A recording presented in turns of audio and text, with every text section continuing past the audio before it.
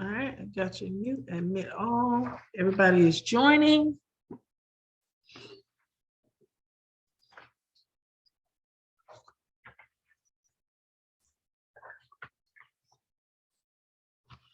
Hello, everyone.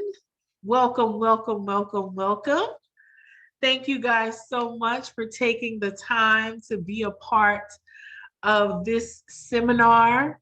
We are going to give it just a few more minutes. We're gonna let our co-hosts get themselves situated because we want to give you guys all the home buying tea this good Sunday afternoon. So just a few housekeeping things as we prepare to begin.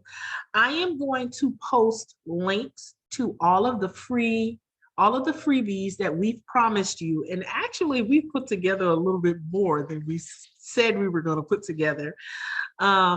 So check the chat box. I'm going to be posting those links shortly, but at the end of the seminar, I am going to email the information to each and every one of you so that you will have access to it after the seminar so that you can add it to your toolbox. So let me do that. I'm going to be adding in the links so that everyone will have access to it, to the information, and then we're gonna get started, okay?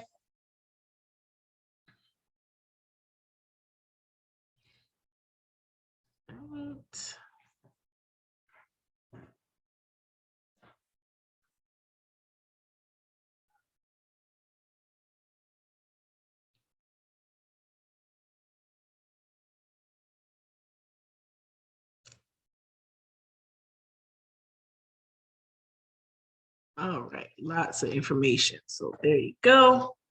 I apologize for the long links, but you know how technology acts sometimes when you're trying to do things efficiently, it wants to act up.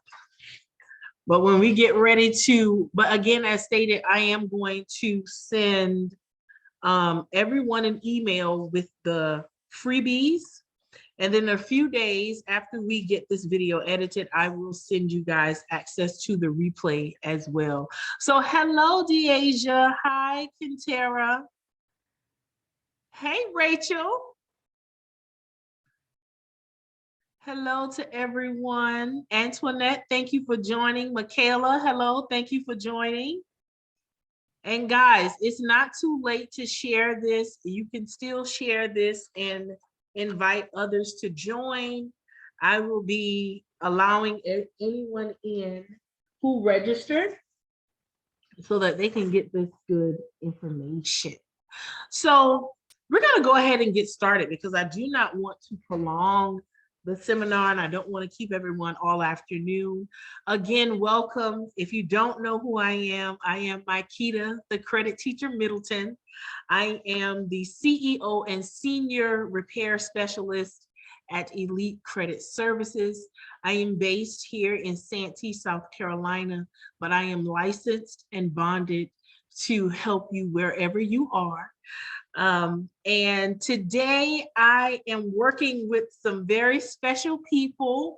They are special in a lot of ways because they are not only colleagues and wonderful experts in their own right, but they're also my family. I think that you guys kind of picked up on the two Middletons.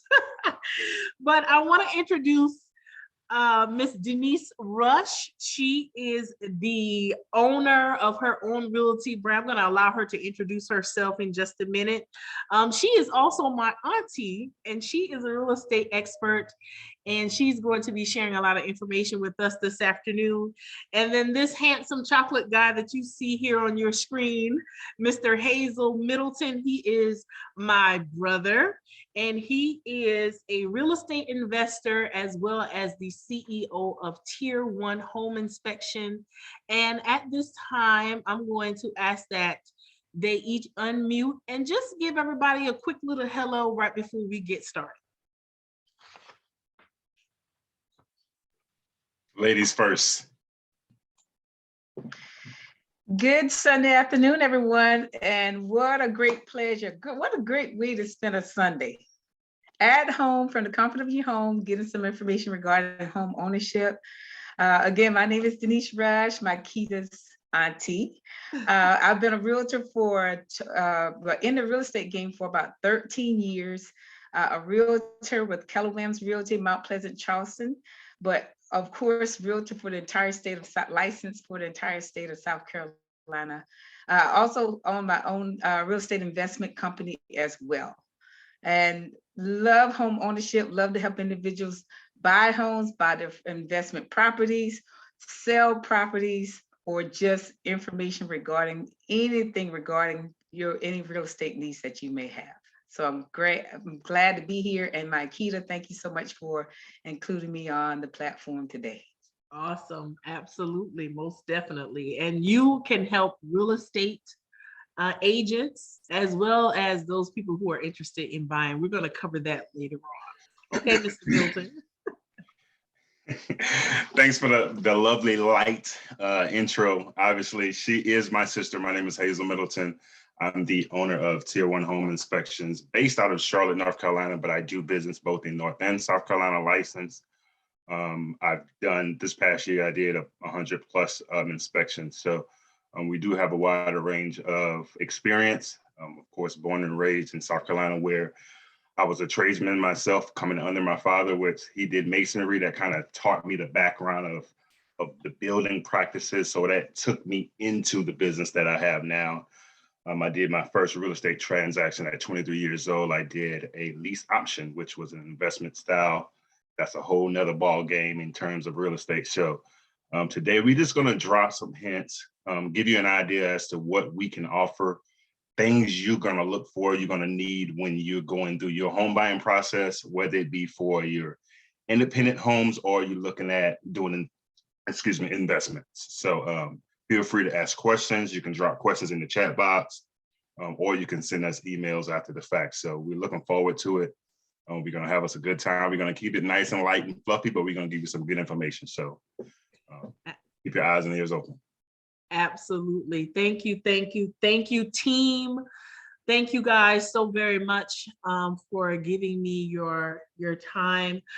There are going to be people coming in and out throughout the seminar. We had about 50 people that registered, and I'm gonna give you guys a little something. I called these guys yesterday afternoon, yesterday evening, and said, hey, I want to do a quick little impromptu home buyer seminar. And without question, they agreed to participate, and you all agreed to join. So I thank you guys for seeing the value in this.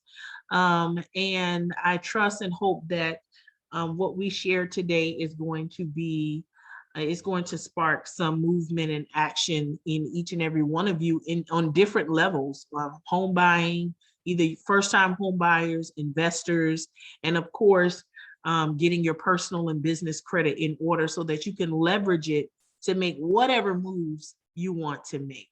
Okay, so I'm going to start by sharing my screen here. And we're gonna get this thing started. I mean, I'm ready. Are you guys ready? Get you a drink. If you don't have a drink, I don't have my drink ready, but I have my snacks over here. Hazel has his drink. I literally don't have my drink in here. But we're gonna go ahead and we're gonna get started. Again, a lot of the freebies that I'm going to be sharing with you all, you will get them. Matter of fact, they're already posted in the chat for you to access. And we're going to use the home buying process wheel as our guide throughout this entire seminar. Okay, so let's get started, guys. No need to prolong. All right, let me share the first thing here. Okay. Give me 1 second, guys. All right, and share. Here we go. All right. So this is courtesy of Miss Denise Rush. Thank you so much for this amazing home buying process wheel. This is what we're going to use as a guide. Before we get to the home buying process, first of all, we have to make sure that everyone qualifies, right? We got to make sure that you're qualified. So I want to make sure that before you guys get ready to go in anybody's office, that you guys have everything, have the scores. You know, here at Elite Credit Services, I build my service around my clients. Okay, it starts with the consultation phase. We talk about your goals, see where you are as far as your credit is concerned. We talk about committing to the process, making sure that everyone understands the credit repair process and understand that it's going to take some time. Nothing worth having is going to come easy. Even though I'm going to be doing a lot of the heavy lifting on your behalf, there are things that you have to do to ensure that the work that I do on my end is not undone by something that you unconsciously do on your end. So the credit repair process can vary per person. Not everyone's situation is the same, because each of you, just like your fingerprints, each of us have our very own unique fingerprint identity. Your credit reports are unique to you as well. So we do personalized disputes. We negotiate payment for deletion. We talk about financial planning and budgeting. We get together monthly and develop a strategic plan of action. I provide credit building suggestions for you. And of course, if you have student loans, I'm able to help you consolidate, get into a debt management, income-based repayment plan. Anything surrounding student loans, I can help you with, as well as credit education. So here at Elite Credit Services, it is a one-stop financial shop. If I am not able to help you, I will point you into the direction of someone who can, okay? So one thing about credit is that we have to understand that 79% of all credit reports have errors. Those errors can be simple data entry errors that turn into, that can be costing you points. So pretty much every credit report has some type of reporting error. It's my job to review your credit report for you. I go through it with a fine-tooth comb and I look for those errors, and I go to battle with the credit bureaus and original creditors and collection companies to ensure that whatever is on your credit report is reporting 100% accurately according to the laws. And if it is not, it has to be either deleted or updated. Most of my clients, within the first 60 days, they see an average of 30 upwards to 100 points. Okay. So again, it varies per person. Okay. If you're in this seminar today, you understand why you need credit, because at the basis of being able to purchase a home is your credit. Okay, you have to be able to qualify. So this is just a list of things that you need your credit for, but today we're focused on home buying. Okay, so I know that everyone is familiar with Credit Karma. Okay, Credit Karma is a very popular credit monitoring service, but guess what, guys? In the game of home buying, Credit Karma is not the source that you want to rely on when you are preparing to make the very big decision to become a homeowner. There are two scoring systems that exist. You have your Fico score model and you have the Vantage score model. Credit Karma uses Vantage scores. Now, a lot of people say, oh, well, those aren't real scores. They are real scores, but they are not the scores that lenders use to determine if they are going to extend credit to you, okay? FICO scores are the scores that lenders use. And there are several different FICO models out there. You have your auto scores, you have credit card scores, and you have mortgage scores, and there are several others. But again, as stated, this is a home buying seminar, so you need to know about your mortgage scores. The only source that provides you with your FICO scores and all of the scores that you will need in the different arenas that you're going to enter into seeking credit through is myfico.com. Okay, they provide you with all of the FICO models as well as your mortgage scores. Okay, so let's talk about the FICO versus the Vantage score model. The Vantage score model is on the left side of the screen here. And there are a couple of different aspects that are different, and you can see them quite clearly when it's compared to the FICO score model. FICO score model takes into account the length of credit history, the types of credit that you use, new credit, your payment history. Take a look at payment history on the FICO model versus the Vantage model, okay? Payment history on the FICO model side is 35% of your score. That is just about how well you are with paying your debt, okay? How well you're able to pay your debt. Are you always late? If you accumulate late payments every month, then you are devastating your score.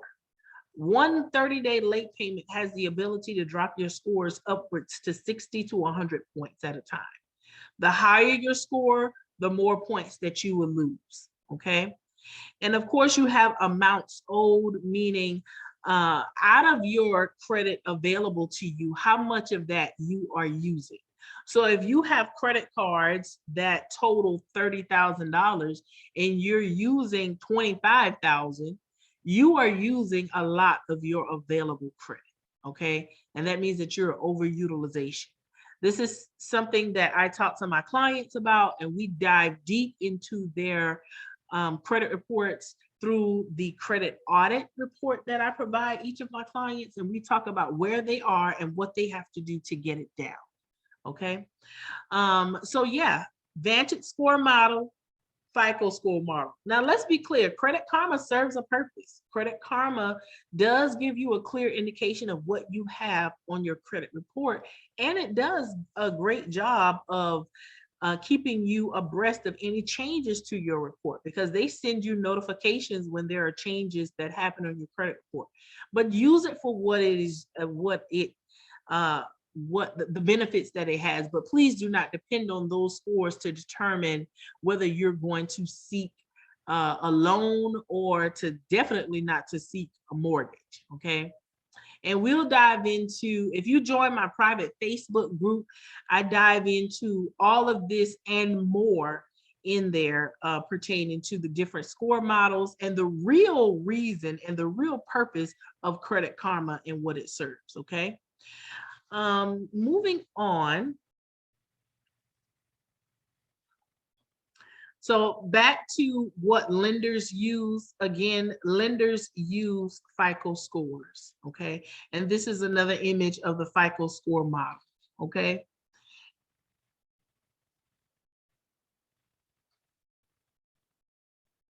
And I covered this. Basically, your credit is based on how much you have borrowed, from who you borrowed, how well you repaid your debts, how you're handling your current debts, and how long you've been managing your debt, okay? These are all the basics of the FICO model, okay? So when you sign up to be a part of Elite Credit, we go through the process with you. We help you to develop and encourage you to stick to a budget. We follow a plan to decrease debt, okay? And if you become a member of Elite Credit Services, we definitely walk you through the process completely so that we are always on the same page throughout the process.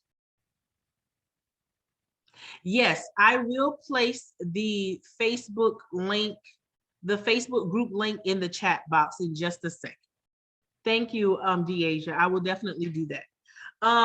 When it comes down to credit repair, as it will also come down to the home buying process, you have to trust the process and trust the experts that you hire to get you through the process, okay?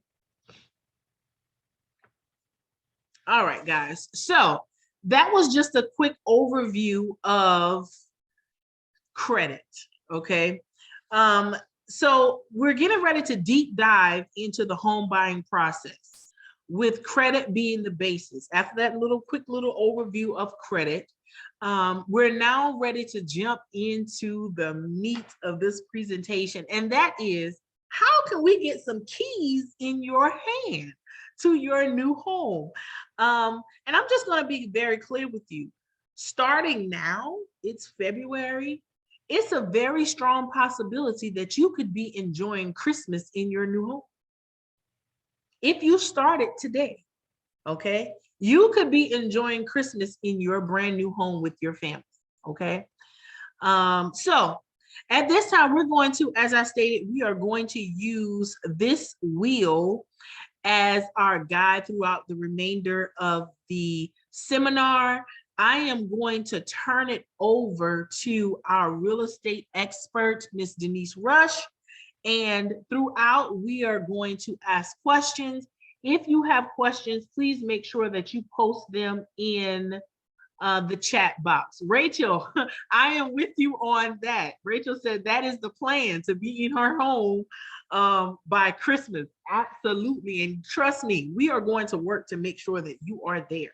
Okay. Because like our business coach, she is a fan of results. Our business coach is Miss Kendra Lewis, and results are her love language. And guess what? Results are my love language now as well. So getting my clients in their homes is the result that I am working towards. Okay.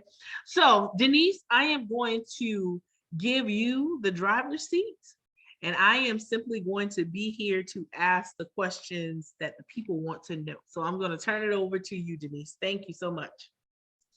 All right, awesome. All right, everyone, give us a thumbs up if we can deliver some more value to you. Let's see those thumbs up. All right, well, thank you again, MyKeida, for having me on the platform. And Absolutely. ladies and gentlemen, today is a great time. Now is a great time to get yourself prepared to be a homeowner. Of course, you know, before we even get started, and as you all well know, being a homeowner elevates you to a different level. So in other words, if you're currently a renter, as you would know, that being a homeowner, it actually helps you have more consistent monthly payments every month. Because as you know, if you're a renter, your rent could go up every single year or every 6 months. And it's not saying that that landlord is being greedy, but you know, life, inflation, cost of living goes up, insurance goes up, all of those things goes up that could affect the landlord's their debt on that house or home that you are renting. So when you have your own home, you can have more consistent monthly payments, and you'll know what your insurance payments are. Divide that by 12 so that you can know what those monthly payments are. Whenever we get to the mortgage section, you know, that will be something that we're also going to talk about, that those things will be, you can make a decision whether you want those things in your mortgage, your insurance, and all of that into one in your escrow so that they're paid every month. Okay. Another advantage of home ownership is you're also, as MyKeida alluded to, is that you're building wealth. Because if you're paying someone else rent, you're sort of kind of building their wealth. Okay.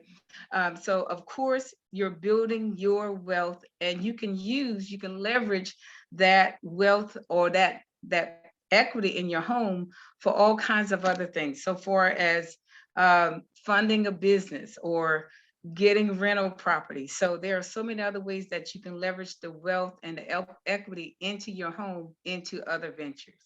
Okay. Also, home ownership gives you flexibility because that home is yours. If you are renting a house or a place, there's but so much you can do. Sometimes they have strict rules. You cannot have certain things. You can't have holes in the wall to hang certain pictures and things of that nature. So this is your home. You can build onto that home. And of course, when you're making adjustments to your home, there are some things that will add value to your home. You may, add a garage or add an extra room or extra bedroom or bath. So all of those things will actually bring value to your home and to you in the long run. Okay. And as MyKeida said, we're going to be going through that wheel. Another reason that you want to use a real estate professional, there are several different reasons you want to use a professional. Number one, vet your realtor. Get out there and search for a realtor. I would love for it to be Denise Rush, but if not, I still want to give you some information of how to vet a realtor or just questions to ask. Why you want to have a realtor is there are a lot, the real estate industry is very regulated, and it has to be, because there are some individuals that do not play by the game, and you want to protect yourself when you're making one of the largest purchases that you'll probably ever make in your life, one of the largest. So you want to make sure that you are making a very good choice. Okay, so there are a lot of contracts there. No, realtors are not lawyers in that sense, but there are a lot of contracts in the process that you want your realtor to be able to walk you through.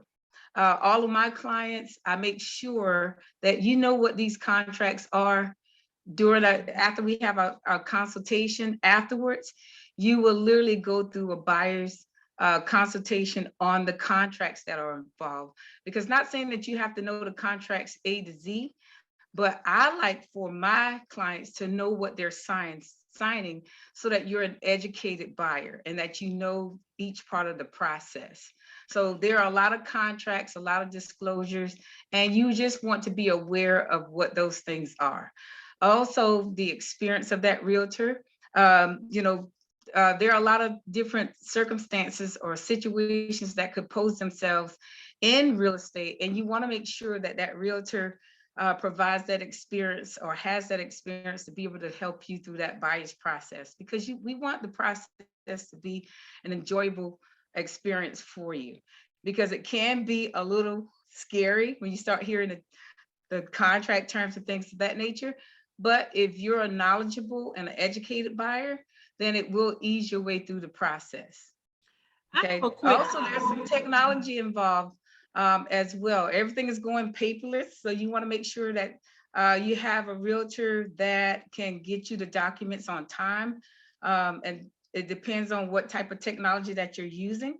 Also, when you get to that point where you're looking for a home, technology plays a big part, because as you know, when we get through the process on the wheel, I'll talk to you about when you're searching for homes, and technology plays a good part, because in today's market, we are in a seller's market.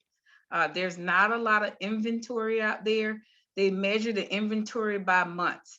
And right now in the Charleston area, it's like 0.6 months of inventory out there. So we are now in a seller's market. So for my clients currently, my buyer clients, as soon as a house hits the market and is within their criteria that we discussed, they are getting an immediate email and text alert, because we have to jump right on it when that house becomes available, because they're not lasting long.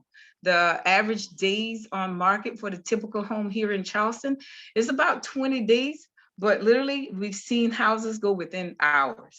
Okay. Yeah. And they can go in hours. So you have to have your game plan together to know how you will react and what's going to happen in the process and how you want to move forward. Also, you want that trusted realtor to help you. The negotiations are very important.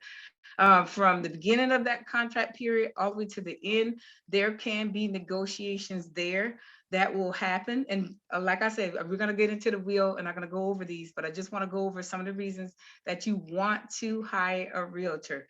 But you want to make sure that realtor is pretty good with negotiations on your behalf. And simply just to get the education to know what the process, what's coming next, what's the next step. So you're going to get an education in the process as you're moving along. Also, pricing. Denise, let me ask you a question. Mm-hmm. So going back to why a realtor is important in the credit, from the credit side, because as a credit specialist, my job is to get my client scores as high as possible, because I know the benefits of having a higher score. What do you say about, and this can go into their toolkit on how to vet their realtors.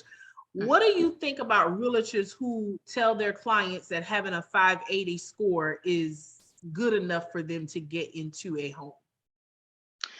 Well, the process starts off with, if you don't have a lender in mind, that realtor can suggest a lender to you. So individuals, it just depends on the products that are out there. So for example, you may want to use a mortgage broker, because that mortgage broker can search different products for you. Different products require different FICO scores. Okay, if you use, let's say, Bank of America, or you may have a trusted relationship with the bank that you use now. Let's say if you bank with Bank of America, but Bank of America will only sell you on Bank of America products, where that mortgage broker can search different products that may be a better fit for you. And some of those products have different FICO scores that they will accept. So when it comes to, let's say for instance that we went to, because I know there's no bank that is going to accept a 580 score.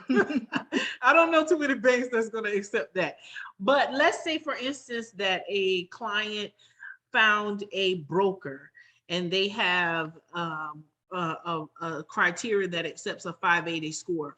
How does that equate to their interest rate and monthly payments? I guess my question is, what are the chances of them having an interest rate that won't give them a monthly payment that's $6,500 a month?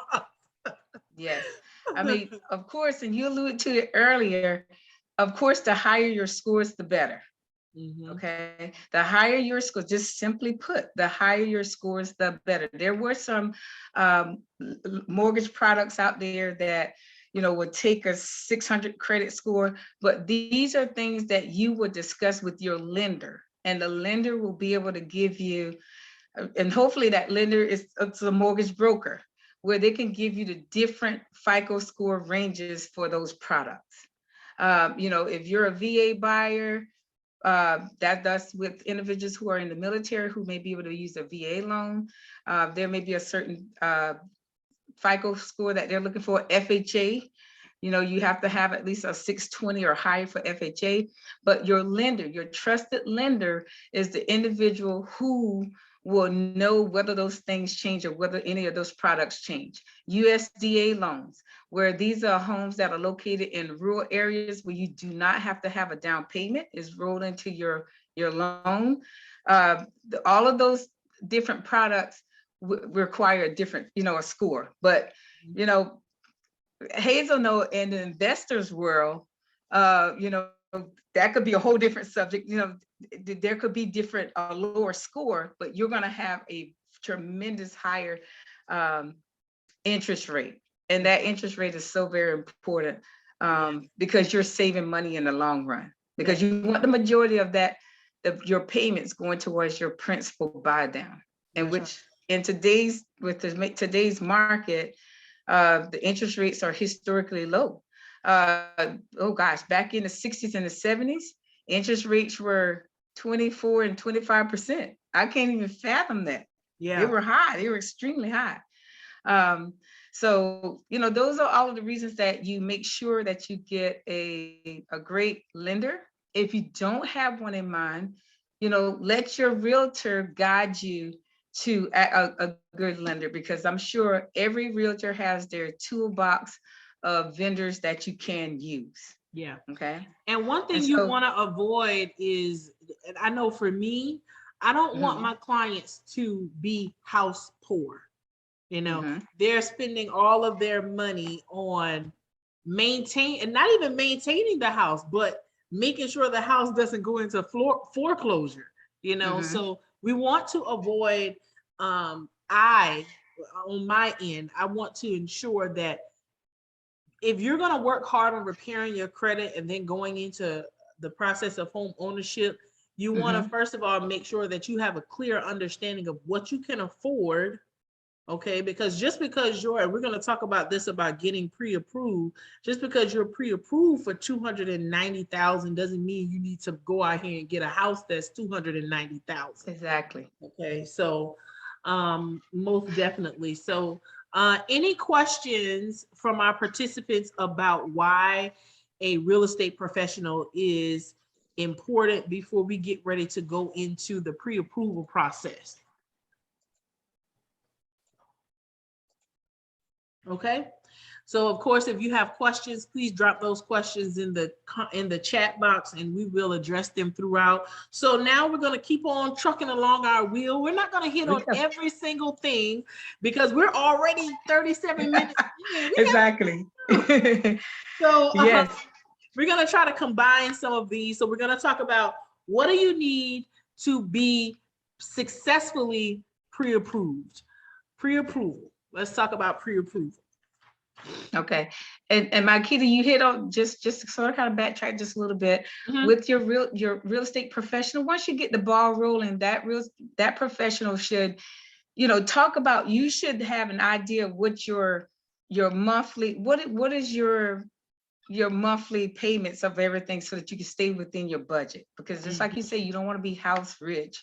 And then, but you can't make your other monthly payments. And so all of those things you need to keep in mind when you're searching for a home. And again, if you're approved for 350,000, you may not want to go get a $350,000 house because it may put you, that is the top of your budget. Okay. So you want to make sure that is within your budget. And these are things that you got to think about. Also, what kind of house you want. Is it a condo, townhouse, corner lot? Do you want a 2-bedroom, 1-bedroom? Do you want the house upstairs, your master bedroom, upstairs or downstairs? So these are some of the things that you may not think about that you want to make sure that you keep in mind when you're searching for your home. And also when you're searching, you may not find 100% of what you're looking for. You're not going to find the perfect home, but you want to have an idea. You may have to give and take some of those things that may be on your list. Okay. So when you're getting pre-approved, that's the first process, because you got to know how much house can I afford. You got to know that first. So you want to make sure that you get with your lender. You're going to submit some information to that lender, such as your pay stubs, your W-2s. They're going to ask for your bank statements. They're going to ask for all of this information because they're trying to make sure they can get you to that pre-approval process. And as you're going through, they're going to ask information. That lender and that lender's assistant will be asking. So time is of the essence. You want to make sure that you get all of this information in, because whenever you go home searching, you must have that pre-approval letter.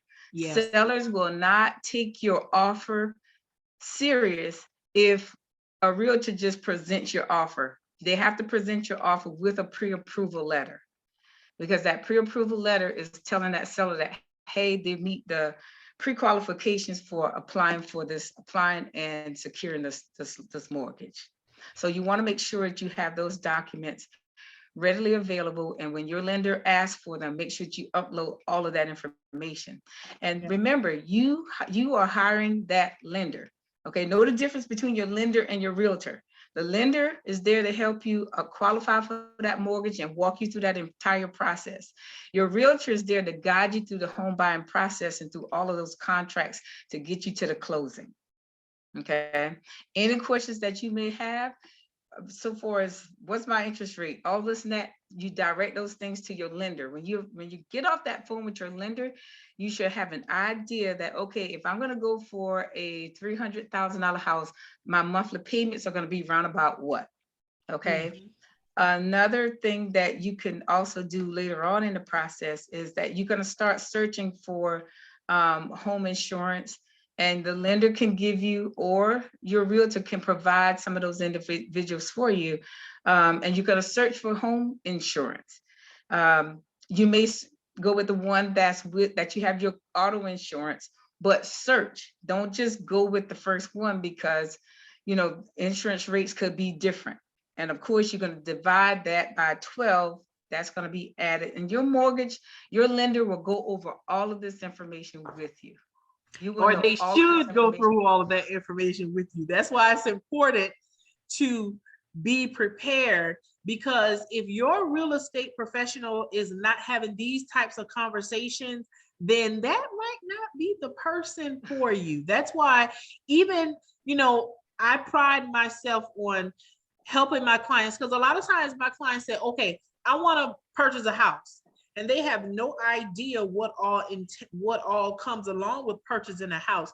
So it's important for me. I have a team on standby, which you guys are meeting two very important people of that team today. And I have other realtors that I work with as well, because Denise may not be able to assist every single person. I mean, you're just one person, you can't do it, So working with various people, but one thing I always take into consideration is the expertise behind a realtor, because let me say, I was working with a realtor with a client, and I had been working with this couple for about 3 months on their credit, right? And when we're going through credit repair, preparing for home ownership, they follow strict rules, okay? And this real estate person, who was also a lender, ran their credit without their consent, okay? Ran their credit without their consent and said, okay, you are qualified for this. We got you a pre-approval of this, that, and the third. And I was livid. And I'm going to tell you why. Because an inquiry has the potential to cause damage on a credit profile, depending on what stage of the repair process you're in. Second of all, in that situation, the inquiries did not impact their score. But what if it did? What if it did? And to me, that was a sign of dishonesty, and that level of trust was broken, because it made it appear as though that lender / realtor was more interested in the commission than ensuring that my clients were being taken care of at every step of the process. And that is a big no-no. And I haven't worked with that realtor since, because I just feel like we have to have a level of trust. Our clients are coming to us at a very vulnerable stage, and the hard work that it takes to repair credit. And then it only takes one mishap for a score to plummet. Okay. Credit scores are very fragile. And let me tell you, they're even more fragile when you're working towards a goal like home ownership, and when you start putting in that work. So I do all I can to protect my clients' credit. But definitely, if you are working with the realtor and they are not having the types of conversations that Denise is having and bringing up the things that Denise is bringing up, then you might want to shop around for a different realtor, for sure.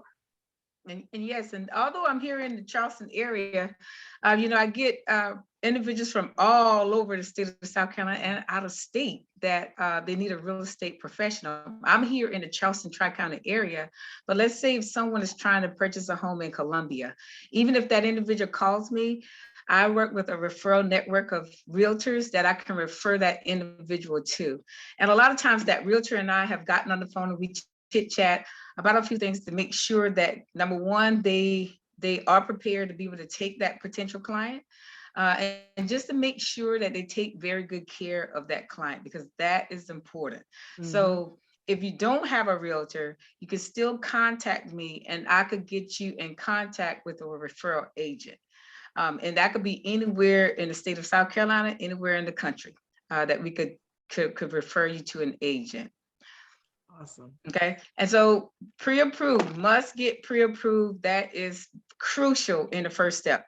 Next, after you get that pre-approval letter, then you can actually go shopping for your home. Okay. Mm-hmm. You're going shopping. And I like to send my buyers a packet where they're just brainstorming the type of houses that they're looking for. Here's a piece of advice. I love Zillow. I like Zillow. Okay. But you cannot use Zillow for everything. So when you're shopping for homes, you want to avoid third-party sites like Zillow and Realtor.com with the homes that they have listed on there. And here's why. Your realtor will set you up with the live MLS data. So in other words, when I receive the criteria from my clients of what they're searching for and the price point that we've decided, or wherever they're qualified, because we don't, let's say someone qualified for 350, you know, I'm going to put 350, I may put a little bit more, because a seller that has their property priced at 365, they may be willing to drop down. You never know, for whatever reason, okay? With it being a seller's market, 98% of the seller's cost they're getting, okay? You also got to know what kind of market you're playing in. Right now, sellers are pretty much getting what they are asking, as long as it appraises for that and it's not crazy. Your realtor will run those comps to make sure. Okay, so when you're searching for homes, make sure that your realtor sets you up with a customized portal where you're not wasting your time getting 2-bedroom, 1-bath houses when you really want a 3-2. Okay, so I don't want to send my clients homes and properties that they're not interested in. So that's the number one thing you want to make sure. And that information is live from the multiple listing service. That means when a house goes on the market and it hits and it meets my client's criteria, it goes directly into their portal and they receive a notification that, hey, here's a property that you may be interested in. Okay, so you want to have live information. If you go to Zillow, Realtor.com, Trulia, that information may not be live or up to date. So you're going to see houses on there. You might contact your realtor and say, hey, I see 123 America Street. I like to take a look at this home. But that home may be what we call active contingent. That means is under contract and that buyer is going through their due diligence, or it may be closed. Okay, so I have a lot of my clients, they started off, they were not using their portal, but I also send them a great video talking about why you should use the portal. You don't want to waste your time. If you wait, you might get your hopes all up for 123 America Street and it's been sold, you know, 3 weeks ago. So you want to have live MLS data that's coming. And also when you're looking at your portal, you get to see what's happening in that market. You get to see, oh, wow, these houses are going pretty fast. Okay, this house has been on the market for 5 days. Now it's under contract. So you basically get an education about how long things are staying on the market as you're watching your portal as well. And also look at what they're selling for, because in this market today, they're going for more than the asking. Yes, in some cases, because it's a seller's market, and we have a low inventory of houses, more than one buyer is trying to get it. And so that's where the negotiation from your realtor is important.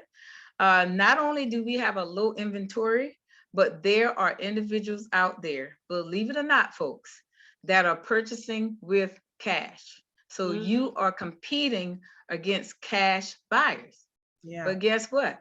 If you have a knowledgeable realtor, you don't even have to worry about that, okay? Right. Because there are negotiation techniques.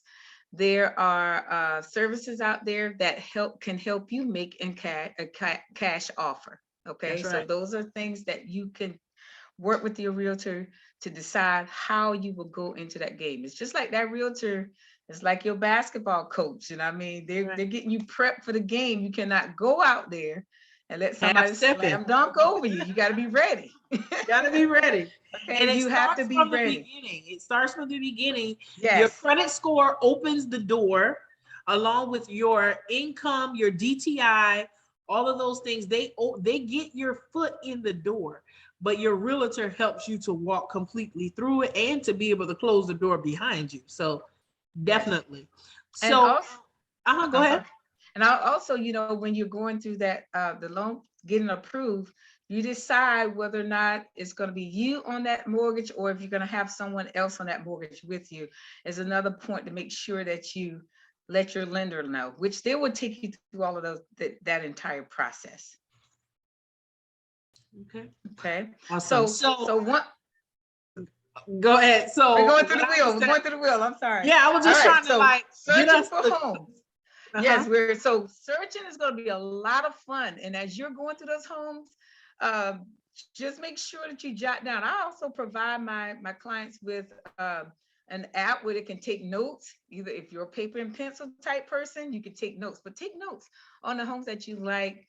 And guess what? When you find the one that meets your criteria, you've talked over all of these points with your realtor, then you decide whether or not you're going to pull the trigger to make an offer or not. And with your realtor, you should already have your game plan in play. What will be your response if that seller accepts your offer, if they reject your offer, and if they counter? And basically countering means, okay, the house is 300,000, we offered 300,000, okay? But you don't know if, depending on what's happening, are other buyers presenting? yeah. Okay, me as a realtor, the first thing that I'm going to do is call that realtor to talk to the realtor to sort of kind of get some information regarding the house. You know, that realtor works for that seller.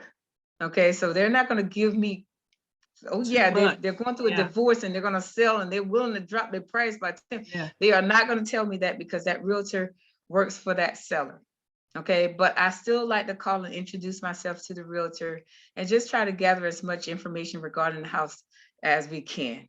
And so when we get to that house and take a look at it, you know, to write down what you like about it, get your game plan. How are we going to respond?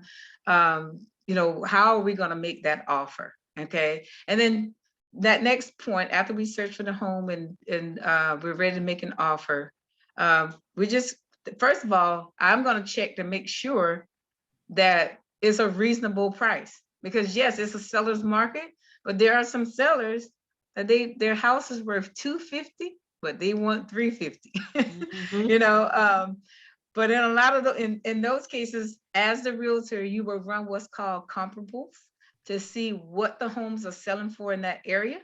And yes, because it's a seller's market and home values are going up, you want to be able to make an offer that is a strong offer, but not out of your range, your budget. You want to make a because in some respectable offer too, especially depending on the type of house you have, because you don't want to be disrespectful and get totally disqualified by that. The seller. And you know, because it's a seller's market, you know, if it's a reasonable price, you know, this is not the market where if they're asking 250 that you're going to come in there and make them a $200,000 offer. It's not going to happen. You can't try and lowball them because it is a seller's market.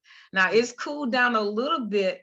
Individuals, you know, buyers are not making bids 20, you know, some markets, some places, it depends on the area and what those comps are looking like. That, you know, in this market, there were some individuals who were making $30,000, $40,000, $50,000 above the listing price. I had a client, they were a military family. They knew they wanted to be in the Cane Bay area. That's where they wanted to go because they researched the schools, researched the schools. They wanted their first grader to attend the schools in that area. And guess what? They moved from Georgia and they needed a house. They were ready to be in a house. In the Cane Bay area, the houses were going really fast. And also they were going above, some were going above list price. We actually got in, we made some offers and we got outbid every time. And here's one thing, you have to make sure that you also be patient and trust the process, okay? No, you don't want to get buyer's fatigue. And that's why you and your realtor have to make sure that your game plan is solid. So there's not buyer fatigue. You just know how to get out there and know how to present strong offers.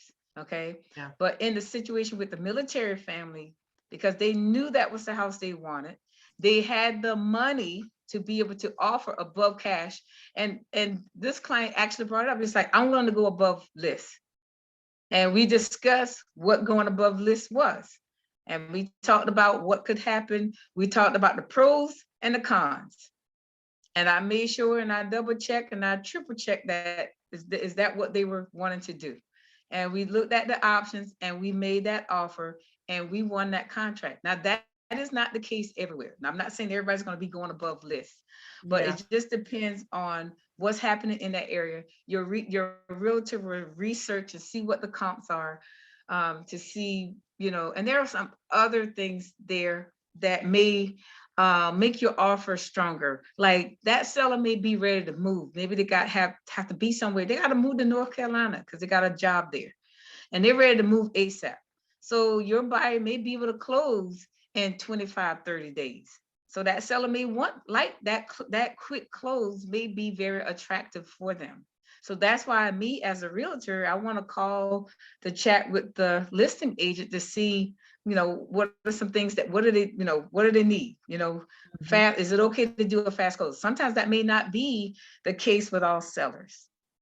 Okay. So, you would chat with your realtor to make that strong offer, to get your offer going. When you submit that offer, of course, you're going to submit your paperwork. It goes in with your letter of approval, and it goes in with what we call your earnest money, which is just good faith money that I'm serious about purchasing this home. That earnest money, you will talk with your realtor. It depends on what that will be. That earnest money could be $300, $3,000. It depends. Okay, it just depends on the property, where's that the demand for it, and how bad you want that house. Okay, this earnest money will be turned into your attorney, which those funds will come off of your closing costs. So you're not giving that money away to the seller or something like that. This is just saying that, hey, I'm willing to put this money up, saying that I'm serious about buying this house. And your realtor would discuss with you once, let's say that seller accepts the offer, okay, and you do your due diligence. Your realtor would discuss with you, even before you even start that, ways that you could lose your earnest money. Let's say that the seller accepted the contract and everything checked out. The appraisal checked out, you had your inspection, you went through all of that process, and then someone said, nope, I don't want to buy this house again. You risk losing that money you put up for your earnest money. Okay, but you can also get your money back if the seller doesn't meet some sort of criteria. Okay, and your realtor will discuss those criteria with you. You could also get your earnest money back if that house does not appraise. Okay, let's say if your bid was 250 and it appraised for 200. Your realtor goes back, negotiate with them, and hopefully they will drop their price to what it appraised for, or you can walk. I mean, you could get your earnest money back and go back shopping again, because your lender is not going to lend you money on a house that does not even appraise for what they're asking. Okay, that is not going to happen. And this falls back on you getting the mortgage for that house. And a lot of times, and I'm not going to say this is every case, most of the times that seller will drop that price because they've gone so far out in the process and they're ready. Sometimes when your offers accepted, they start packing. They're packing and they know that, hey, I got a buyer here. I just need to drop my price to what is valued at. And so a lot of times sellers will not have a hard time, dropping the price there. Okay. So, but your realtor will discuss all those reasons, how you may lose that earnest money. You can't get in there, get going and say, no, I don't want this house again. And then, like I said, there are some criteria that has to be met by that seller. It has to appraise, it has to appraise in order for you to get it, to get your funding. But your realtor will be able to go over all of that with you. And here in that, in the will where it says negotiation and your contract, once they accept your offer, then, the wheels really start with the things that you have set in place to get put into action. Your lender starts moving forward with getting you qualified for that loan. You're going to order a home inspection because you want to know what is going on with that home, because guess what? Just because the realtor put in the notes that this is a great home, okay? We call that, it's a great home, but they're realtors. They're writing a description. They're trying to sell. That's when it's a great home. We're not inspectors. We're talking about the house, but the inspector may go in there. These are things that you don't see. This is not your area. It's not the realtor's area to say, yep, this is a great home. The HVAC sounds great. The water runs. That light bulb is out, but I think you just need a light bulb. Look at him. He's ready. Ooh. He's ready. Yeah. And so now that you kind of alley-ooped it so that we can get into these home inspections, because I saw Hazel, he's like, the light is just shining all over. Yes. So at this moment, now that you found that home, you feel that this is where you want to be, we are now getting ready to discuss the importance of home inspections. And Hazel, you can also kind of touch on appraisals if you want to. I know Denise touched on it a little bit as well. But let's talk about the importance of home inspections. I really wanted to bring Hazel on because I think this is an area that when you've paid your earnest money, you've paid all of these things, people are then probably trying to find ways to cut corners. Okay, go ahead, yes. Denise. And one more thing, MyKeida, before Hazel takes it, a couple of things that buyers will pay out of pocket for up front when you make that offer. You are going to pay, you're going to be responsible, not the seller. You're responsible for the home inspection, the cost of a home inspection. Okay, when you spend this money for a home inspection, that's money that you have to have readily available when you get started. Get ready, because that's money that you will pay for that home inspection. Okay, then when it gets to that point for the appraisal, you have to pay for that appraisal as well. That appraisal will be ordered by your lender. 9 times out of 10, your realtor is going to help you order your home inspection. So these are just 2 of the costs that the buyer will have to put up front, when it gets to that point. But make sure you have this money set aside for these 2 crucial things that must happen when you're going through your due diligence period. Because now let's say that home seller says, yes, I accept your offer. Now you are in that due diligence period. What that means is you're doing your research, you're searching for insurance, you're getting your home inspection done, all that good stuff. The appraisal will not come until closer to when you're about to close or right after your inspection is done. All right, Hazel, here's the pass. I appreciate the alley-oop. So I do appreciate being on this today, just for my facet of it and the business that I offer in terms of home inspections.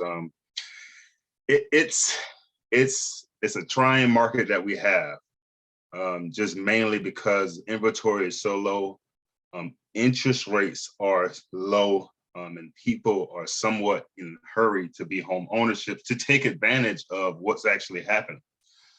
But with that in mind, we also have to be mindful that this is mostly a 30-year experience that you're going to have when you're buying your home. So with that in mind, you want to be sure that what you're purchasing, what you're putting your life earning into, what you're probably going to pass down to your kids is secured in the way of knowing that, okay, what I bought is something that I'm satisfied with.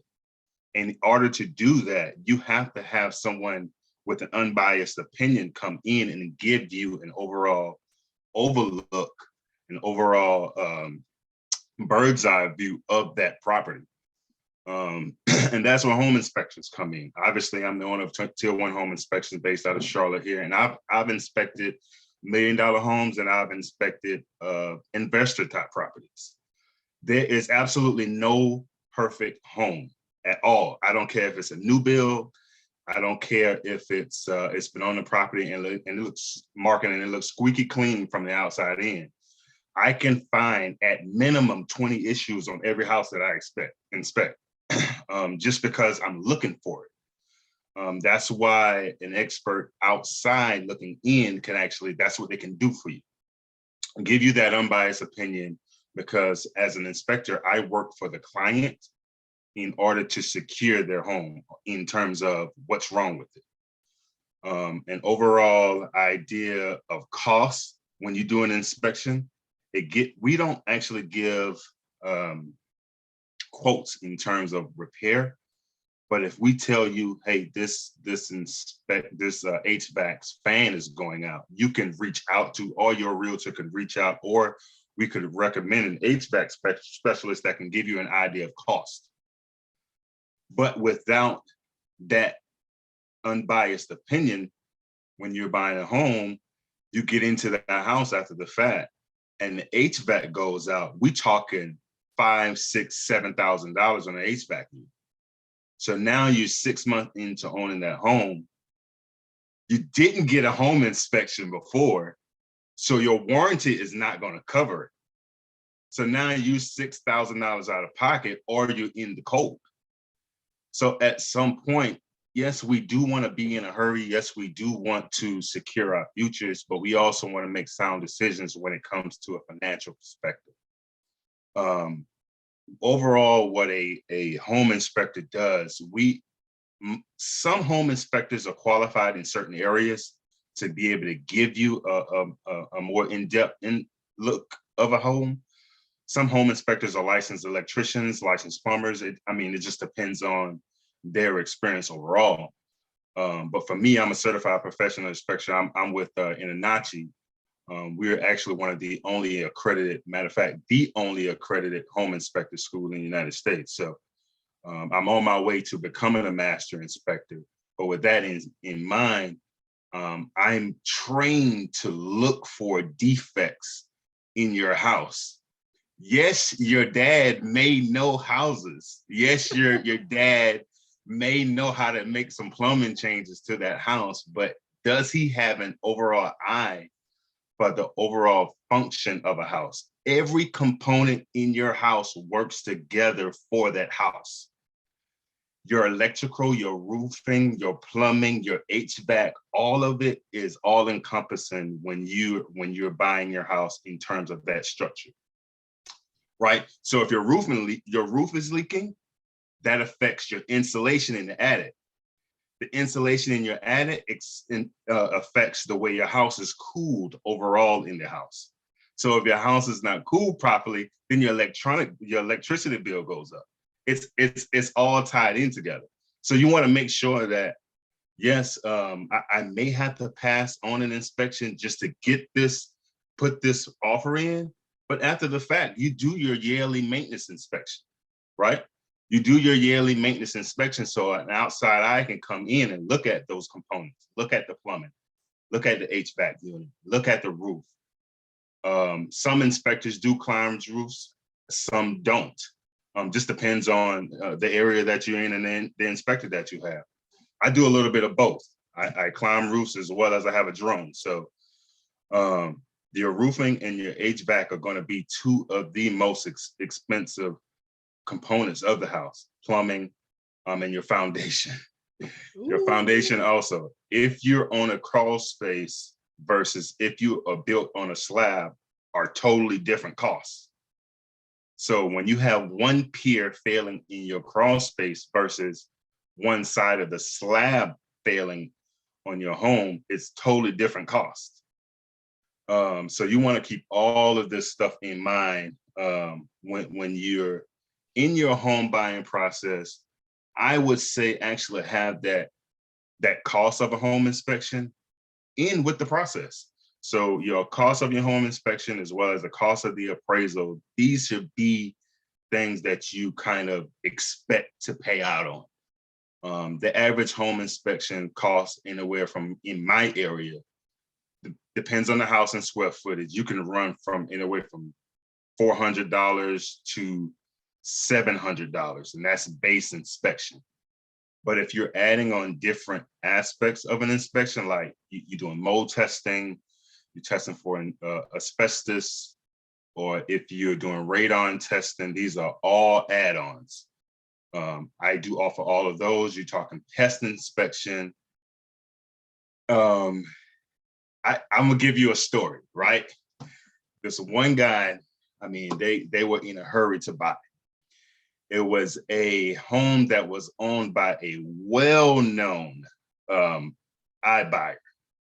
And y'all probably already know who I'm talking about. We flung it out a few times already. I did the inspection. When I pulled up, I realized it was one that they were selling. And my antennas are already up, you know, because I know I looked at the listing beforehand and I saw that it was on the market for 32 days, red flag. In a seller's market, a house that's on the market for that long, there has to be something going on with it. So I'm already, my antennas are up. I did the inspection on the outside. I saw a little bit of wood damage on the outside. Didn't really raise flags. I kind of saw that it was some rotting wood on there. Then I went in the crawl space.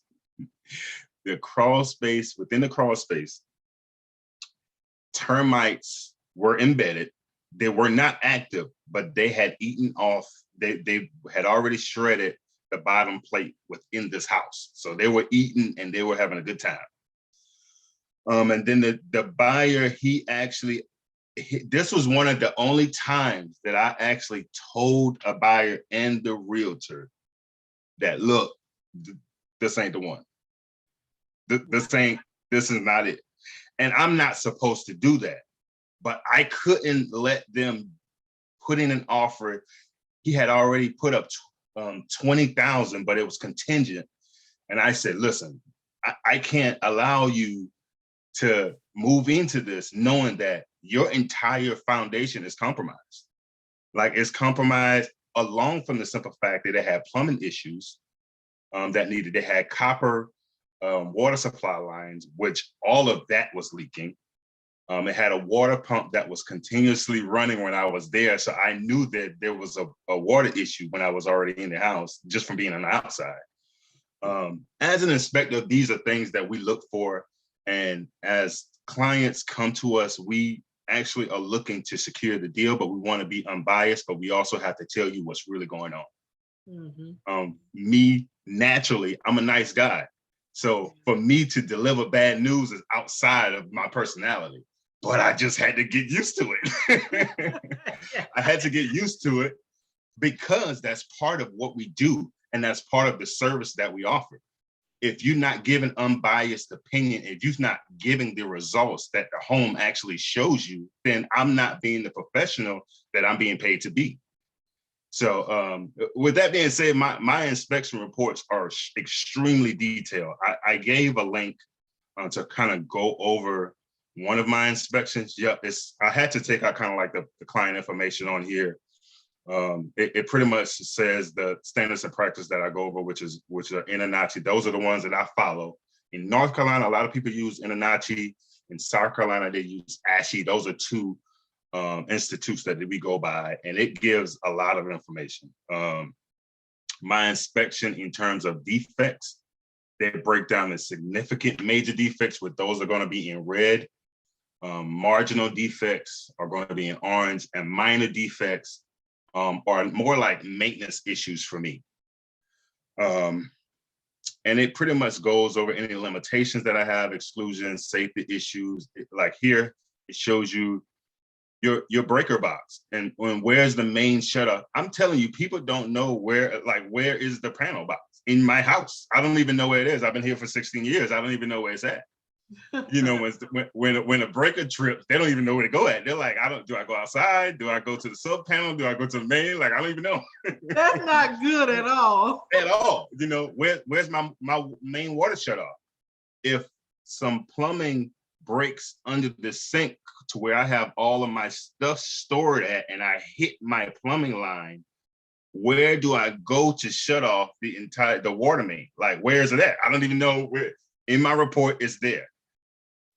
Your gas line is there. What type of hookups lines do you have for your wash and dryer? Some of them are powered electrically, and some of them are powered by gas. These are just some of the main things that are identified in my report. In this one, I pretty much go over the type of driveway you have, all of that different stuff, the kind of siding that you have in your home, different components that are going to be important to the overall inspection process. When there are different roofing systems that are on the homes. When you're talking asphalt, when you say shingles, you have asphalt shingles, but there are architectural asphalt shingles. There are 3-tab shingles. Which one do I have? I don't even know. So that actually breaks it down as to what you have. And it also breaks down defects that could end up being costly over time. So you're talking, if you have cracks in the driveway, a crack that heaves over 2 inches could eventually be a tripping hazard. So is this a trip hazard? Can I take 2 credit cards, put them together, stick it in that crack? If I do, that's a trip hazard. So it is different based on the house that you go to. I also have in the report, I get on this one, I think I got on the roof, I can't remember. I think I did a combo on this one. I got on the roof. A combo. It looks like an aerial view, and it also looks like. Yeah, I did a combo on this one. I did a drone as well as I was on the roof at one point. Because when you're on the roof, you see right up on what you're on, but when you have a drone, you can actually hover over and see granular loss. Like, where's my shingles being worn at more? I can kind of look at the plumbing boots to see if they're intact right, or if they're installed correctly, etc. The gutter system is important. It goes over that. Your landscaping. How is your land sloped as it relates to your house? If your land is sloping towards your house, that could eventually mean that water is ponding next to your foundation. The most detrimental aspect of a house in terms of condition is water. Yeah. Anything with elevated levels of 20% of moisture would tear up a foundation in weeks.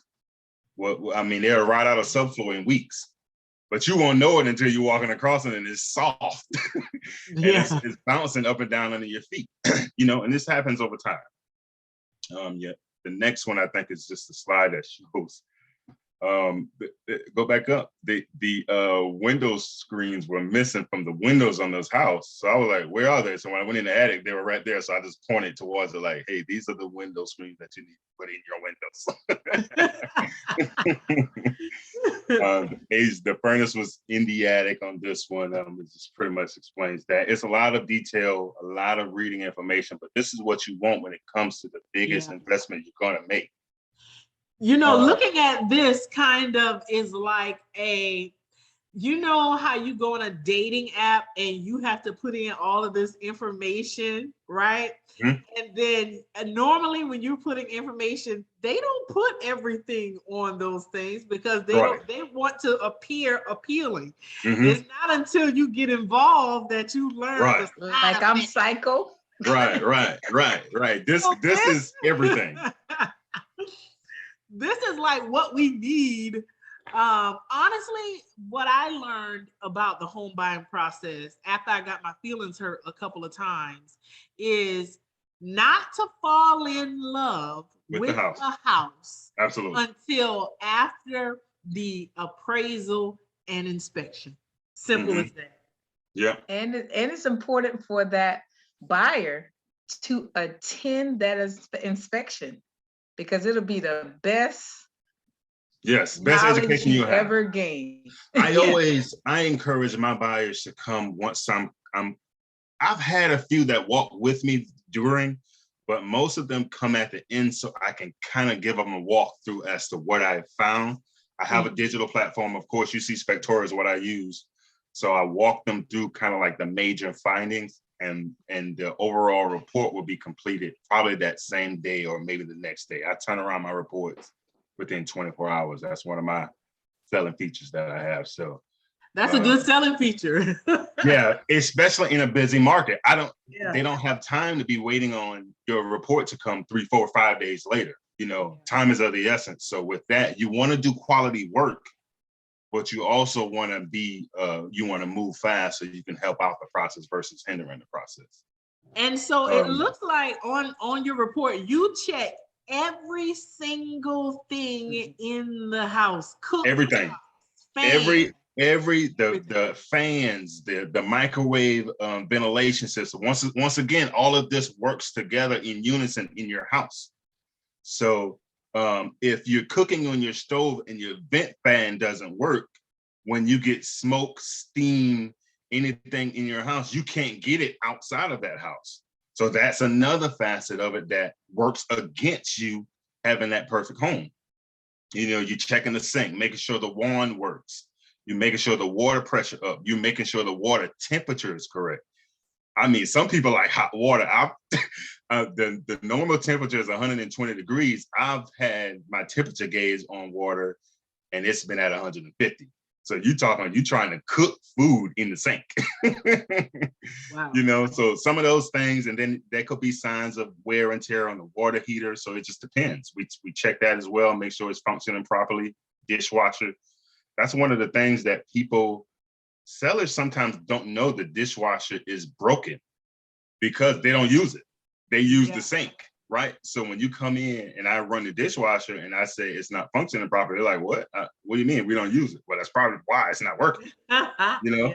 Or you have water leaks under the sink. The dishwasher is not installed properly, so that's going to void out the warranty. It's a lot that comes into the process of a home inspection, not just the cost. Yeah. And I tell people all the time that reach out to me and they're looking for the cheapest home inspection. For me, I'm not the cheapest home inspection, but I know I'm going to be one of the most thorough home inspections. That's right. And I had a realtor that we kind of went back and forth with that. I said, listen, you know you want to quote, I understand that, but I'm probably not going to be the cheapest. So if professionalism, timeliness, all of the good qualities of a home inspection is what you need, then feel free to reach out. But I can't just tell you my price because I don't know what you value. Yeah. Do you value that turnaround time? Do you value a complete home inspection report? Do you value securing your client's home outside of it just being about the cost? That's right. You know, but I enjoy it. You know, it's like an adult scavenger hunt. You know, it's like it's like hide and go seek on steroids. You know, so like I really appreciate it, the opportunity that I get when I go in with my clients to actually to help them out in their home buying process. I've learned a lot just by doing it. I thought I knew enough, but doing the process, I've gained so much knowledge. I've met so many people in the trades industry while doing this for the short period of time that I've been doing it so far. And definitely a home inspection is important. I always tell people, even if you're going to build from the ground up, the final home inspection is cool, but let's do that pre-drywall inspection, right? That pre-drywall is when nothing's in the house. Like it's to the studs. So you can see how your wiring is put in your wall. Did they clamp? Did they staple the electrical wiring in the wall? And that may cause a fire. Is it insulated properly? Do you have all the things that's required for this house to run properly? I always tell people, I've done a few pre-drywalls as well as the final inspection for home buyers, but I tell them I appreciate you hiring me more so for the pre-drywall because I knew what to expect when I came back for the final. Mm-hmm. Because I went through that pre-drywall and I saw the different things that were missing and I saw what to look for. So when I came back, I was honed in on that area. It made the process much easier. I offer some things that a lot of inspectors don't offer. We're talking infrared. That's going to be an added piece that I offer for all of my home inspections. That can see temperature differences on the wall surfaces. It can see whether or not the wall structure is insulated after the drywall is on there. check for water leaks, all that stuff. That's a different level of inspection. That's something I'm going to be adding to my overall services, just as a complementary services to what I already offer. And going back to what you were saying earlier about the value in a home inspection, when you're going through a home buying process, this is not the time to try to budget. No. The overall price of the home, the type of the home, that's where you can budget. But when you have settled in on a house and you are now getting ready to potentially live in this home, the inspection, appraisals, those types of things, I would want to make this a surefire investment in the inspection, because this tells the story of your home. It tells if after 6 months after you signing on the dotted line, if you're going to have to pay $10,000 to replace something. Absolutely. Because you can't call the landlord. No, it's over. It's you're the landlord. You are the landlord. Right. I did a $1.2 million home a few months ago. And beforehand, they knew that that house had 3 AC units, 3 furnaces. So beforehand, they knew that they were going to have to replace all 3. And that's what they did. They budgeted that into their costs. The idea of a home inspection is to kind of uncover what needs to be done. If not uncover, get an overall idea and help you make that buying decision, along with the appraisal and all that other stuff. And with your negotiations. That's the question I was going to ask for the people who may or may not know. Let's say you find an issue with the roofing and the plumbing. I'm thinking in my mind that you can either negotiate, have the seller take care of those before you purchase, or have the total amount deducted from the asking price. And it could be either or, because that is part of the negotiation process. But what you have to keep in mind, and your realtor have to let you know about this beforehand, if you are going with a FHA loan, there are certain requirements for FHA. Like there can't be torn screens, trip hazards, things of that nature. So if it's a VA buyer, that seller has to know that that VA buyer cannot pay for that CL 100 report or whatever. But a lot of times, that's where your negotiation with your realtor comes into play, back with that listing agent during that process.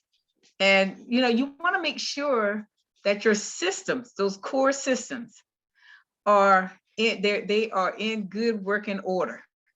Or at least know what the life range of those core systems are. How much time we normally don't speak to life expectancy, but we can give you a range. We know that the average roofing system lasts from 20 to 25 years. We know that the average HVAC unit lasts from 13 to 17 years.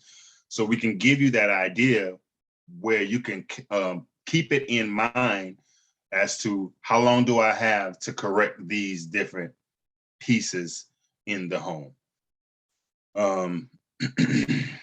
But yeah, that's pretty much it. Services, in terms of services that I offer for my clients that reach out to me, of course, I do the standard home inspection, but in this competitive market, I had to make adjustments as well, as a business owner. So I kind of saw that, okay, not everybody's getting a home inspection. They're skipping out on that portion. How can I actually still add value? So what I added was a walkthrough consult. So say, for instance, when you go in to walk through that house, I can't give you an actual inspection report, but I can walk around the house with you, look at the different components like the HVAC, bird's eye view of the roof and system, AC unit, and kind of say, this is okay, this is that, this is this. It's called a walkthrough consultation. And that's a fraction of the price of the overall inspection. It's not an inspection itself because we can't give a report on that, but it's just a little better. It's better than nothing. It gives you an idea. It gives you an idea. And I hate when people try. I guess that's the world we live in, because it all comes down to dollars and cents. But a lot of times, I'm pretty sure that your walkthroughs end up being full-blown inspections. Absolutely. Yeah, they try. Yep. So, this was, I totally enjoyed this portion of the seminar, because I've done a lot of home buyer seminars, and I know the process pretty well. But when you dive into a component of the home buying process, such as inspections, it really opens your eyes to appreciate the home buying process, and it gives, hopefully, everybody who's on this call, this video today, it gives you a better understanding of what to expect and what to look for as you're progressing through the home buying process. Because I have a lot of people that think it starts and begins with your credit score.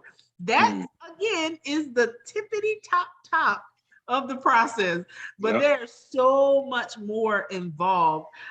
Rachel is saying, I couldn't imagine skipping the inspection after learning this. For all sure. of that, right?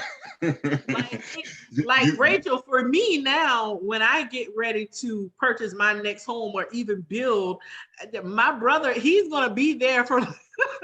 Absolutely. I might have him inspecting the land, the empty lot. Yep. Yeah, and there's an inspection process for the foundation pouring part. You can inspect that. That's phase. That's actually the first phase in an inspection. You inspect the foundation, then you do pre-wall, and then you do final inspection. Yes, and Hazel brought up a great point about new homes. Just because it's a new home does not mean that there are not flaws. Even though that builder has to go by the licenses and they have to have inspections from the county. But you never know when the plumber came in and be like, oh, this wire's in the way. Let me put the plumbing right on that. Let me cut this floor joist out. Let me cut this floor joist out that's holding up the first floor. That's right. Let me cut that out. Yeah, and you got to also look at it from the aspect of cost. When lumber prices were up, do you not think that builders were cutting corners? That's right. I mean, yes, we think that everyone is good people and they're going to do the right things, but sometimes they don't. So that you want to secure your investment with the idea that let me just double check, let me do my part to secure my family in this home to make sure that I have what I actually paid for. So that's right. Absolutely. So again, this Hazel's information, as well as this summary inspection report, is going to be a part of your freebies. It is available in the chat area. You have to scroll back up to the top and it is there, and you can, it's clickable. I appreciate being a technology person. I appreciate being able to click on I love it, and being able to get more information about each section. And it talks about, it's literally so much information. And then you can take this and then go get the necessary quotes and shop around for the best repair person or person, specific person that specializes in this, and try to get it taken care of before you sign on the dotted line. The main thing is to get it taken care of. You can cut corners in different areas, but this is not an area that you want to cut corners in. So Hazel, I want you to stay on. Don't go anywhere. I'm not going anywhere yet. Hazel, again, is the owner of Tier 1 Home Inspection. You can find him on, can you drop your handles very quickly so that everyone can find you on Instagram? Y'all, he's a TikToker. So he does TikTok. He has Instagram and Facebook, as well as his website where you can reach out to him and schedule your consultation to get more information. Thank you so much, Hazel. I definitely appreciate you. Tier 1 Home Inspection. Go follow him on Facebook so that you can stay abreast of all of the great information that he has to offer. Guys, we are an hour and a half in and we're almost done. We are now we're still trucking along this home buying process wheel, and we are almost near the end where you will be able to get to closing and walk away with your keys. So we are past negotiation and contract. Are we now in escrow, Denise? Well, in escrow, yes, in escrow just simply means that that attorney, they're actually, that's when you and the seller have come to an agreement about the price. Your realtor will send, you know, of course, at the beginning, when they accepted your offer, they send it to the attorney. And that's what we call a ratified contract, where you start with your due diligence and things of that nature. And then they will start open what's called escrow. And then, you know, once all of those negotiations, I mean, there's negotiations from the beginning all the way to the end with home buying. And your realtor will know exactly when, you know, when to negotiate certain things there. And then that attorney is going to ask, well, of course, your realtor will send in your buyer profile information whenever they submit your offer to the attorney as a ratified contract, and you start your due diligence. And then they just prepare everything for your closing. And they'll, you know, basically you're at the end. Once that appraisal, the lender will order an appraisal to make sure it's valued at what is at and what it should be. And then you'll get cleared for closing. And that means you're running towards the finish line. You're almost there, basically. And pretty much in this state, you're just waiting to close.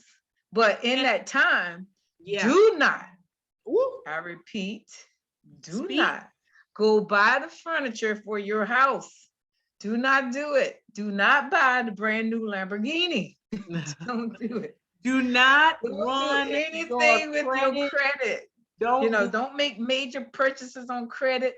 No. Don't, because the day before you close on that house, there's a great chance that that lender is going to run your credit one more time, because they want to make sure that you have not gone out to buy that brand new Lamborghini. Do all of that after you close on your home. And of course, you will get the instructions on all of the fees. The realtor, the lender is going to send some information. Your attorney is going to send all of the information of the breakdown of the price for the buyer side, the seller side, and your lender can go over this information with you, as well as your realtor, as well as the attorney. Okay, so that you know how much money to come to closing with. And they'll give you instructions on how to have your money wired. If there's a certain amount, you know, sometimes at some attorneys, there's a certain amount that has to be wired. Some you can bring it in a cashier's check to the closing with you, but if it's a large sum, they will require you to wire it. And one thing about wiring money, please make sure that if there are wiring instructions that are sent to your email, you should literally get on the phone and call the attorney and say, did you send me these wiring instructions? Because wire fraud is a true thing, people. It is. There are not honest people out there all the time, and sometimes they could get into things or break through things, and when they go to wire money, that money is not going to where it's supposed to go. They got some bogus account set up and your money is gone. And once it hits that wire, it's gone. Okay, so you want to make sure that your attorney did send those wiring instructions, and you want to make sure that you verify that wire before you send any money. And some individuals ask about closing costs and what it pretty much would total. Whatever the cost of the home that you're looking at, a lot of times the closing costs could be anywhere from 1.1%, 1 to 1.1% to 1.1% of the total cost of that home. And of course, these are things that you will sit and talk with your lender, with your realtor about. And then on top of, let's say if you're getting an FHA loan, which is the most popular mortgage out there, is the FHA, because it requires 3% to 3.5% down as your down payment. Whereas you get a conventional loan, the conventional loan may require up to 20%. Okay. VA loans, they don't require any down payment. Okay. USDA loans will not require down payments, but that home has to be within the USDA zone in order to qualify. Okay. So these are things that you will talk with your lender, with your realtor about, so that you know the correct product that you're actually will go for. But the most common one is the FHA. Yeah. And then you close, and then you celebrate, and you have a housewarming, and you invite everybody over. If you're a client with Denise Rush, I will throw you a housewarming party. I know. Okay, make sure that you get out. So there are some perks. You get my app, whereas if you need anything done, if you need a mover, if you need a contractor, if you need any little thing done, you could actually go to that app. If you have a cousin that needs some credit repair, MyKeida is in there, Hazel is in there. All of these vendors are in there that you can actually use. So there are some other little perks. And me on my end, I want to be your realtor for life. It is my job to make sure that I provide you with a great buyer, seller, investor experience. And I want you to come back. I want you to have a great experience, that you tell your family, your friends about Denise Rush, and you come back for services. All right. Thank you, Denise. Standing ovation. Thank you so much. Thank you, MyKeida. And hats off, guys. I got to say this. Hats off to MyKeida, because I do have clients that have blemished credit, and I send them over to her, and they use her services, and they are well on their way to, getting their credit where it needs to be. And I want to be your realtor for life. So once you get in that house, I'm going to be calling about, okay, when are we going to move on to the investment property? That's right. So I want to be your realtor for life, that you can pick up the phone and ask any type of real estate question needs that you have. Then you become part of the community. You get my newsletter and all that good stuff, so that you can stay abreast of what's happening in the market. And I also provide you with a quarterly, what your home values are, so you can stay aware of what the values of your house is trending. Thank you. Awesome. Thank you, Denise. And thank you, Hazel, for being a part of this seminar, for giving your time and your expertise. You have no idea. This is so much appreciated. And I hope that everyone that is watching will watch, will rewatch, will share, will find value in it. I want to provide you all with some information before we leave, before we get ready to pack it on in. This is one of the freebies that you will receive. It's your credit repair cheat sheet. It has information on the various score models, how to keep good credit, what creates bad credit. It talks about the difference between revolving and installment accounts and secured and unsecured. I'm also going to provide you information on I'm going to provide you with the link to join my free credit group on Facebook. And right now in the chat, I am dropping the link for you all to be able to schedule a consultation with me. Let's talk about your credit goals. Let's see where you are. Denise and Hazel have laid out the path to home ownership for you, but at the top of that path is your credit. Okay, you're working hard, you have income, you have all of the financial verification, but you don't have the credit right now, the credit scores. I want to work with you to help you get to the finish line and get those keys in your hand, so that Denise can throw you a housewarming party, and so that I can come and drink your drinks and eat your food. But oh, thank you, Rachel. Rachel says, I am one of MyKeida's clients already. She is doing amazing things with me. Come chat. Thank you. Listen, and let me tell you. I bet you checking that portal. Yes, that's right. Let me tell you, Rachel just started. Rachel and I are connected in so many ways. We are a part of a business coaching program, and she reached out to me. And let me tell you, I love clients like Rachel who understand their journey and they are willing to do every and anything that is necessary to make their journeys as smooth as possible. And Rachel, let me tell you something. We are going to get there. We're going to get there. And I believe if you keep up with what you're doing, we're going to get there before our scheduled expected time. So thank you so much for participating today. Thank you so much for being a client. And to anyone that is interested and ready to discuss their credit goals, I am here for you. Just schedule your consultation using the link in the chat. You can always reach out to me on Facebook, or you can go to my website, www.elitecreditservicesllc.com. This is not going to be our last seminar. We're going to do this again, and we're going to do it again very soon.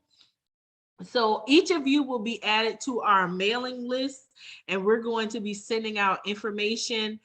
If there are no other questions from our panelists or from our attendees, if there are any questions, now is the time to ask. The replay will be provided. Give us a couple days. You know, it takes a little time to download. We're going to edit it, and then you guys will have lifetime access to this free seminar. So thank you guys so very much. Listen. Good times. The home ownership is waiting for you. So go ahead and get your process started.